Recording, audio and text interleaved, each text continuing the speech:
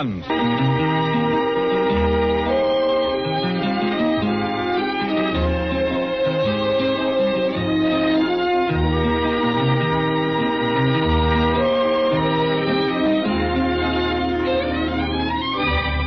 Gunsmoke, starring William Conrad.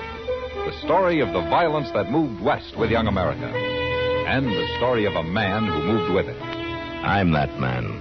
Matt Dillon, United States Marshal. The first man they look for and the last they want to meet. It's a chancy job, and it makes a man watchful. And a little lonely.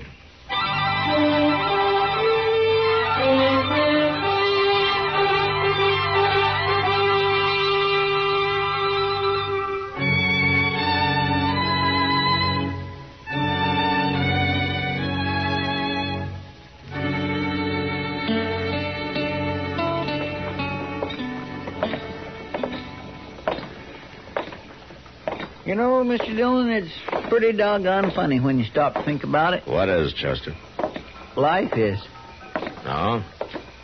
You, been reading another book? Well, yes, sir, I have. It's one Doc lent me. It was wrote by some fellow named Shakespeare. Did you ever hear of him, Mr. Dillon? Shakespeare? Yes, sir. Pretty well known in his day, I guess. He died, though, quite a while back, according to Doc. Oh, yeah, so I understand, Chester. He don't use English too good. He's one of them foreigners, so it makes it kind of hard to follow him, you know. But I'll say one thing, Mr. Dillon, he sure does call the turn on the way people act. Is that so?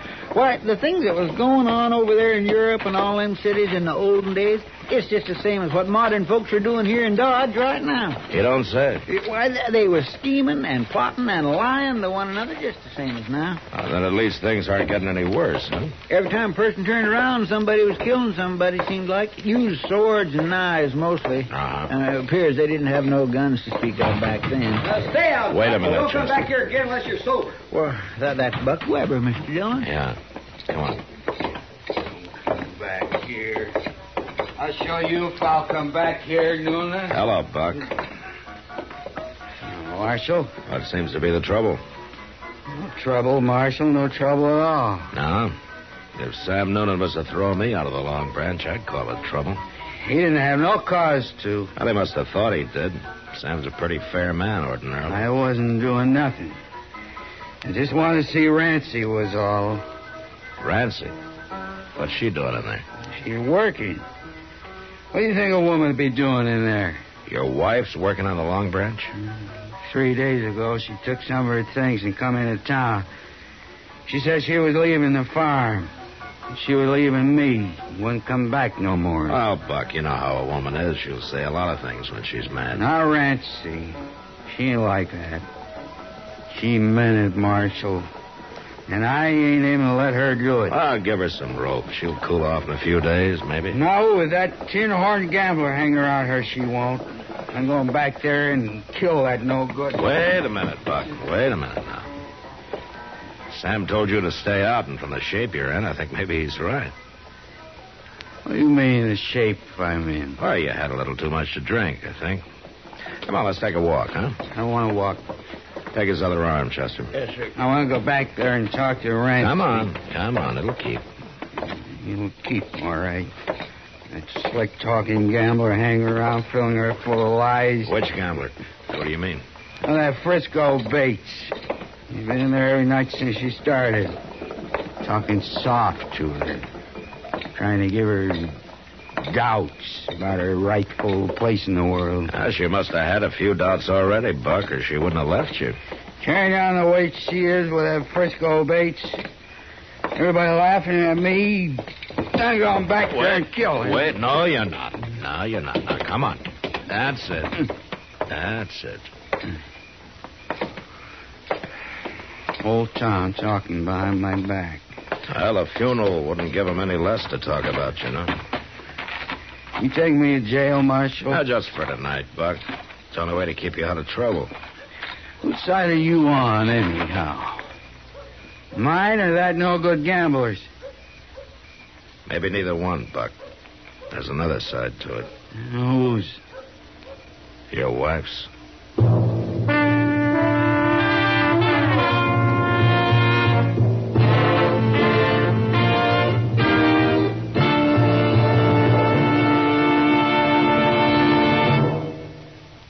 think you should leave politics to the politicians?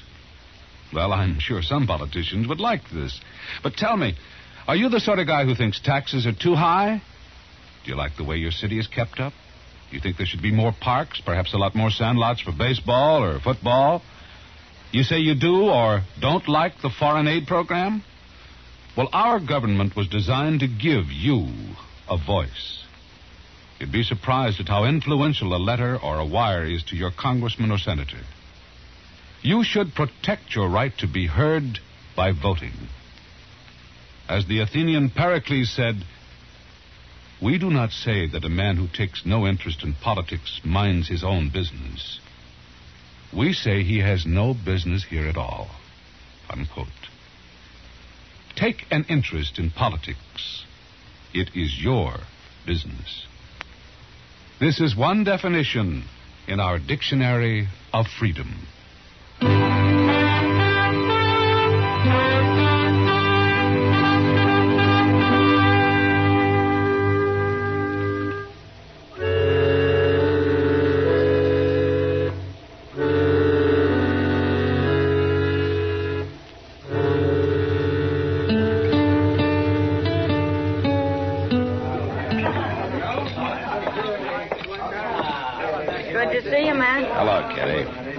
You might be going to pass us up this evening. That's hard to break the habit. Kitty, I understand Rancy Weber's working here now. That's right, Matt. She started 3 nights ago. Is she around? She'll be back in a minute. Right now, she's crying. Oh? Yeah, her husband came in drunk and mad a while ago and started abusing her. Yeah, I know. I just locked him up for the night. I'm glad you did, Matt. Buck Weber could be real mean if he got started. I'm afraid he's already started, Kitty. What about this Frisco Bates? Oh, so that's it. I told Rancy the talk would get around. Anything to it? I don't think so. Not really. Buck's got the idea there is. Well, he's a touchy one, Matt. He's awful hard to figure. Yeah, I know. I hated to see Rancy start here, but she told me she'd left him and she didn't have a cent to her name. I thought she might be better off here than some of the other places. At least I can sort of look after her. I'm sorry, Kitty. I shouldn't have acted like that. Oh, good evening, Marshal. How are you, Rancy? Oh, if you two will excuse me, I better look after a couple of things. Yeah, sure, Kitty. I guess you're probably kind of surprised to find me working in a place like this. No, I'd already heard about it. I saw your husband a little while ago. Oh. You, sure you know what you're doing, Rancy? I'm sure, Marshal. It's an easy life to get into, but it's rough to get out of. So's farming. And I'm afraid Buck's going to cause you trouble. He's caused me trouble for 7 years. Is that so? 7 years of drudgery. Make a woman a slave and work her to death. Never a decent word. You know, some of the easy ways work out hard, too, Rancy. Well, I take my chances. But Buck might as well get it through his head right now. I'm not going back, not ever. I doubt if Buck's going to see it that way. You have to. What can he do about it? Well, he could try to harm you, maybe, in some way. Let him. It won't be the first time. There's nothing Buck likes better than hitting a woman. Unless maybe it's a young one. Well, right now he seems to want to hit a fellow named Frisco Bates. Oh, Mr. Bates he's just been kind to me. That's all. Uh-huh. You know, men like him are new to you, Rancy. They can cause a lot of trouble sometimes. Just by being kind. I'm not a bad woman, Marshal. At least I don't think I am. All I ask is just a little kindness and a reason to laugh once in a while. Is that too much? Not to ask, no.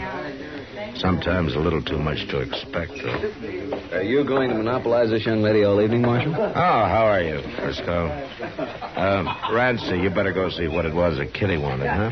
What, Kitty? Yeah. Oh. All right, Marshal. You excuse me, Mr. Bates? Certainly. Is this a policy of the law in Dodge City, Marshal, interfering in people's personal affairs? Sometimes, yeah. At least when their personal affairs seem to be heading toward a killing. You mean Rancy's husband, I suppose. Well, he came around looking for you, didn't he? The way he's been treating her, I may go looking for him. Why her, Frisco? There are other women around. Not like Rancy. She's out of place here. She's not the kind to be working here. You know it. Maybe she won't be long. I've asked Rancy to go away with me, Marshal. I've asked her to marry me. That surprise you? A little bit, yeah.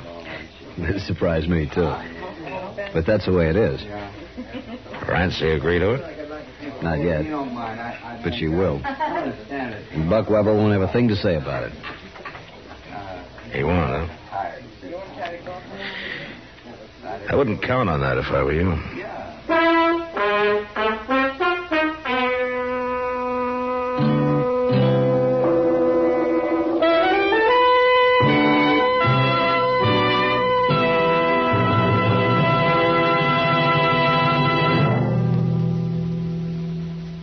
Many a child has been warned by his parents that if he digs too deep a hole in the flower bed, he's liable to fall through to China. Well, apparently this little tale had its origin in our American folklore many years ago. And it all started when Captain Wentworth bumped into the great Sam Patch in the middle of the China Seas. The captain said, "Why, Sam, how did you get here?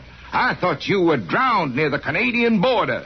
Sam replied, "I didn't get here at all. I dove right through. In that there Niagara dive, I went so deep, I thought it was just as short to come up the other side. So I came out here in the China Seas. Now you just turn your ship around and I'll race you back to Boston. And if I don't beat you, then my name's not Sam Patch." Folklore belongs to every nation's legendary past, and I guess we Americans have our share of some tall tales.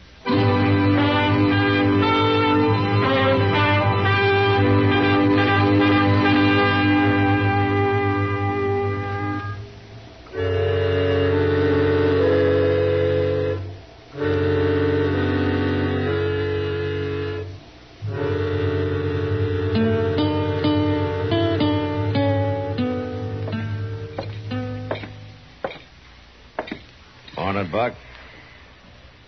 Marshal? Did you sleep all right? Tolerable. Well, I hope you slept off some of those crazy notions you had last night. Maybe. All right, come on out. I got your belongings out here in the office, Buck. There's no charge against you. You're free to leave. Glad to hear that, anyway. Well, morning, Buck. Stuff's there on the table, Buck. Thanks.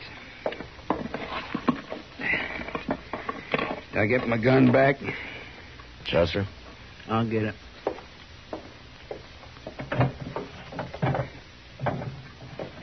There you are, Buck. What are your plans? Well, I reckon I better ride back out home and take care of the chores. Stock's used to being fed a couple hours earlier than this. Not what I meant, Buck. What about Rancy? I ain't rightly made up my mind yet, Marshal. Leave her alone, will you? Give her a chance to use her own judgment. Don't seem like she's got much of that from the folks she's took up with the last few days. It's her own business. She's a grown woman. She's a married woman, too. She hadn't ought to be carrying on the way she is. She hasn't done anything wrong. I ain't saying she is. I got nothing against Rancy. Any woman's liable to get out of hand once in a while and start thinking fancy. I get her back out there in the farm for a week or two, she'll come to her senses. Uh-huh. It's just that Frisco that's causing all the trouble, trying to turn her head. As far as I can see, all he's doing is treating her with a little respect. It's a matter of opinion, Marshal. Well, if the law's got no more dealings with me, I'll be getting on. No dealings, Buck. Not right now, anyway. Good.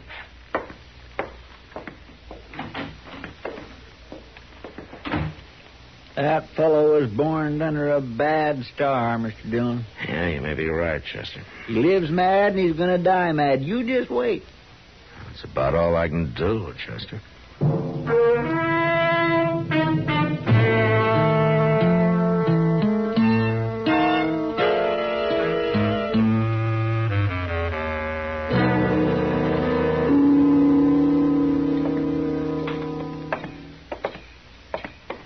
You know, Matt, the best time of day is at night.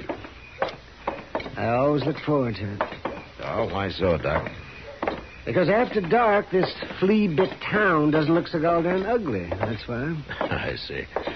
If a man puts his mind to it, he can even imagine he's someplace else. Seems to me if a man really wanted to, he could pull up stakes and be someplace else. I don't know about that. A couple of years out on this blasted prairie leaves a man uncivilized for the rest of his life. Doc, you were born uncivilized. Oh, in medical school, I was regarded as a lad of culture and refinement. Medical school? I always thought you had veterinary training. I'd have been better off if I had. There's more animals around here than people. And that's not counting the people that are animals. Or just the same as, anyway. Oh, they're improving a little bit year by year. Oh, yeah, sure, they're improving. They're all for themselves, and the devil take the hindmost. That's what. Human nature doesn't change, Matt. Well, that's what Chester thinks, since you started him reading Shakespeare. Yeah, it won't do him any harm. Come on, Doc. It's over back of the Dodge House, I think. Yeah, you say civilized, huh? Oh, sure, yeah. Improving. People shooting each other all the time and bullets flying around. Come on over this way. Nobody dying in their beds. Oh, yes, they're civilized. Yeah. Over here, Mr. Dillon.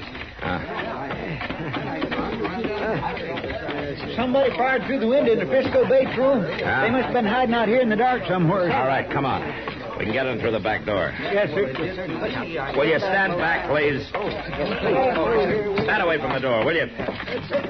All right, go on in, Doc. Chester. Good. It's the first room, Mr. Dillon. Right here at the corner. Uh-huh. Quiet, eh? For Mr. Dillon. Well, good Lord, Matt. Yeah. All right, take over, will you, Doc? I got some dealings with a man.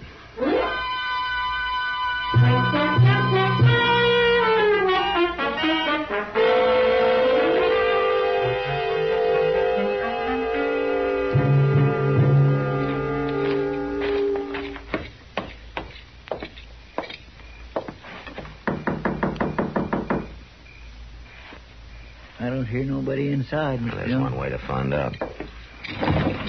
All right, hold it, Buck. Why, Marshal, I thought I heard somebody knock. You did. Been doing some shooting, huh? No, I was just cleaning my gun. Sit down, Marshal. I'll clear this stuff off the table. Never mind, Buck. Here, let's have a look at that pistol. What for? Well, there have been 3 shots fired here. Oh. Yeah, I forgot there was a coyote bothering around this morning. There were 3 shots fired in town tonight back of the Dodge House. That's so. And a half a dozen people saw you running away from there right afterwards, Buck. Why, I ain't been out of the house since dark. Huh? And somebody's been riding one of your horses pretty hard, still lathered. You don't say. Way I figured, Buck, you waited outside Frisco's window till you saw the lamp lit and a shadow on the blind, then you fired through the window and ran for your horse. That about the way it was? Yeah. Just about. Then you're under arrest for murder.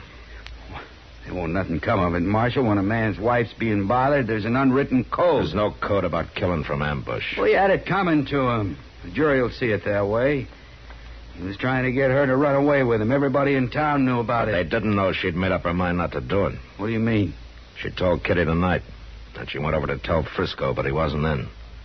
The clerk of the Dodge House gave her the key to Frisco's room so she could go back and wait for him. What are you saying, Marshal? It was Rancy who lit that lamp tonight. It was her shadow on the blind. Then I... That's right, Buck. She's dead. And juries don't have much sympathy for men who kill women. You're gonna hang, Buck. Just as sure as shooting.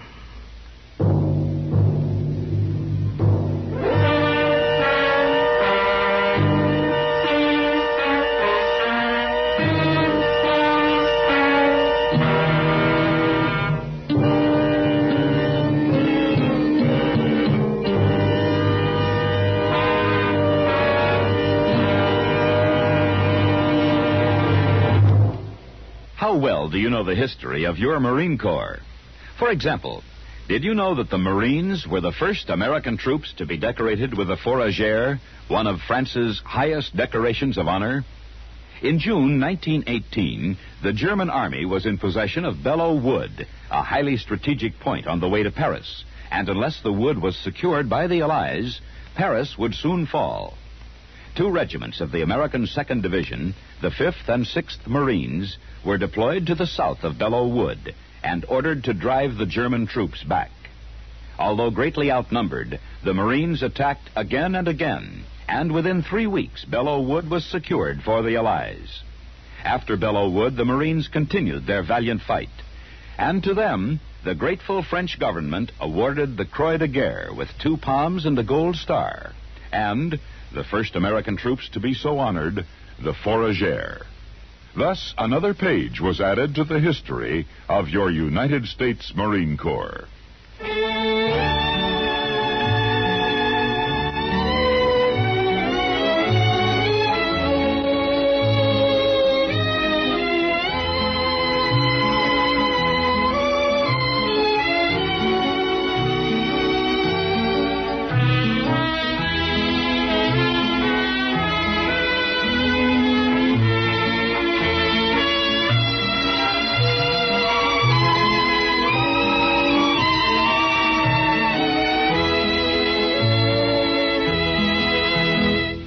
Gunsmoke, produced and directed by Norman Macdonnell, stars William Conrad as Matt Dillon, U.S. Marshal.